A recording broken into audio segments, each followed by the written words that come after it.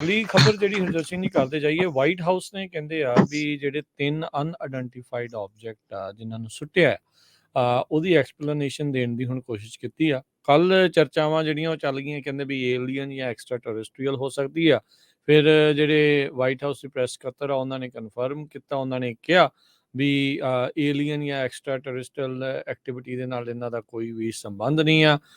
ਲਾਇਡ Austin ਜਿਹੜੇ defence ਦੇ ਸਕੱਤਰ ਆ ਉਹਨਾਂ ਨੇ ਕਿਹਾ ਵੀ ਇੱਕ ਪੈਟਰਨ ਦੇ ਵਿੱਚ ਜਿਹੜੀ ਫਲਾਈਟ ਪਾਥ ਸੀਗਾ ਉਹ ਚੱਲ ਰਿਹਾ ਸੀ, ਸੋ ਇਸ ਲਈ ਅਸੀਂ ਰਿਸਕ ਨਾ ਲੈਂਦੇ ਹੋਏ ਇਹਨਾਂ ਨੂੰ ਥੱਲੇ ਜਿਹੜਾ ਉਹ ਸੁੱਟਿਆ।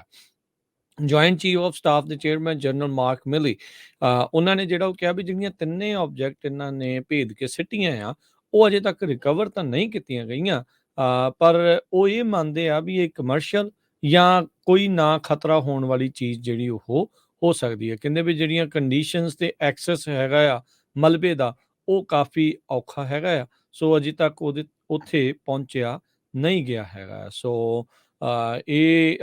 ਇੱਕ ਕਈ ਚਿੰਤਾਵਾਂ ਨੂੰ ਜਿਹੜਾ ਹਰਜੋਤ ਸਿੰਘ ਜੀ ਜਨਮ ਇਸ ਨੇ ਜਿਹੜਾ ਉਹ ਦਿੱਤਾ ਸੀਗਾ, ਖਾਸ ਕਰਕੇ ਉਦੋਂ ਜਦੋਂ ਚੀਨੀ ਜਸੂਸੀ ਗੁਬਾਰਾ ਜਿਹੜਾ ਆ ਉਹ ਅਮਰੀਕਾ ਦੇ ਉੱਤੋਂ ਫਰਵਰੀ ਦੇ ਵਿੱਚੋਂ ਲੰਘਿਆ, ਜਿਸ ਨੂੰ ਕੈਰੋਲੀਨਾ ਦੇ ਤੱਟ ਦੇ ਬਾਹਰ ਜਾ ਕੇ ਜਿਹੜਾ ਬਾਅਦ 'ਚ ਭੇਦ ਕੇ ਸਿੱਟਿਆ ਗਿਆ ਆ, ਜਿਸ ਨੂੰ ਰਿਕਵਰ ਕਰਨ ਦਾ ਸਿਲਸਿਲਾ ਜਿਹੜਾ ਉਹ ਇਸ ਟਾਈਮ ਚੱਲ ਰਿਹਾ ਹੈਗਾ ਆ। ਸੋ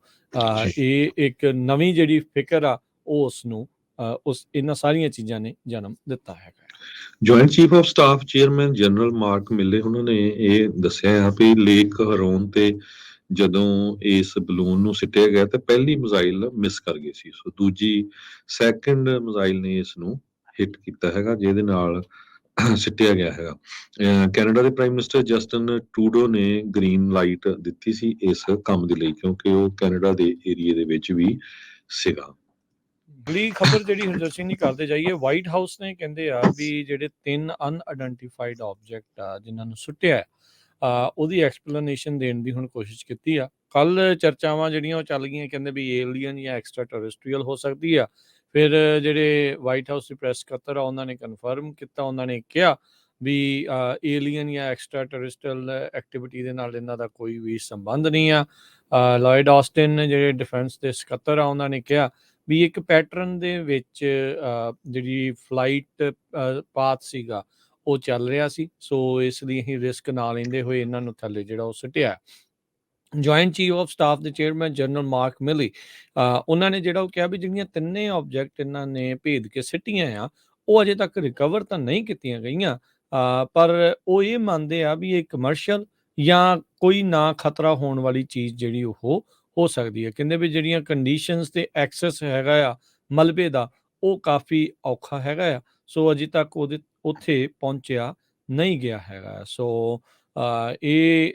ਇੱਕ ਕਈ ਚਿੰਤਾਵਾਂ ਨੂੰ ਜਿਹੜਾ ਹਰਜੋਤ ਸਿੰਘ ਜੀ ਜਨਮ ਇਸ ਨੇ ਜਿਹੜਾ ਉਹ ਦਿੱਤਾ ਸੀਗਾ, ਖਾਸ ਕਰਕੇ ਉਦੋਂ ਜਦੋਂ ਚੀਨੀ ਜਸੂਸੀ ਗੁਬਾਰਾ ਜਿਹੜਾ ਆ ਉਹ ਅਮਰੀਕਾ ਦੇ ਉੱਤੋਂ ਫਰਵਰੀ ਦੇ ਵਿੱਚੋਂ ਲੰਘਿਆ, ਜਿਸ ਨੂੰ ਕੈਰੋਲੀਨਾ ਦੇ ਤੱਟ ਦੇ ਬਾਹਰ ਜਾ ਕੇ ਜਿਹੜਾ ਬਾਅਦ 'ਚ ਭੇਦ ਕੇ ਸਿੱਟਿਆ ਗਿਆ ਆ, ਜਿਸ ਨੂੰ ਰਿਕਵਰ ਕਰਨ ਦਾ ਸਿਲਸਿਲਾ ਜਿਹੜਾ ਉਹ ਇਸ ਟਾਈਮ ਚੱਲ ਰਿਹਾ ਹੈਗਾ ਆ। ਸੋ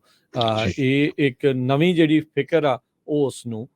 ਉਸ ਇਹਨਾਂ ਸਾਰੀਆਂ ਚੀਜ਼ਾਂ ਨੇ ਜਨਮ ਦਿੱਤਾ ਹੈਗਾ। Joint chief of staff chairman general mark ਮਿਲੇ ਉਹਨਾਂ ਨੇ ਇਹ ਦੱਸਿਆ ਹੈ ਵੀ ਲੇਕ ਹਰੋਨ ਤੇ ਜਦੋਂ ਇਸ ਬਲੂਨ ਨੂੰ ਸਿੱਟਿਆ ਗਿਆ ਤਾਂ ਪਹਿਲੀ ਮਿਜ਼ਾਈਲ ਮਿਸ ਕਰ ਗਈ ਸੀ, ਸੋ ਦੂਜੀ ਸੈਕੰਡ ਮਿਜ਼ਾਈਲ ਨੇ ਇਸ ਨੂੰ ਹਿੱਟ ਕੀਤਾ ਹੈਗਾ ਜਿਹਦੇ ਨਾਲ ਸਿੱਟਿਆ ਗਿਆ ਹੈਗਾ।